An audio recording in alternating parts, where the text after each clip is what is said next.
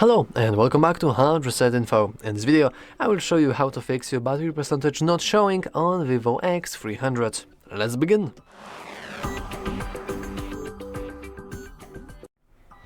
So, as you can see, currently I just have no way of checking my battery. I have this little circle icon, but there is no percentage bar and there's really nothing else. So, how can I possibly fix it? Well, first of all, we want to head into our battery. Then we can scroll down into battery settings. Did I say battery? You want to go into settings, then battery settings, yeah. And then you want to scroll down into battery style and percentage. And here we have two main options. First of all, we have the battery style, which will show up as these different icons. And if we have set either to circle or vertical, we can just go and display outside battery a little percentage.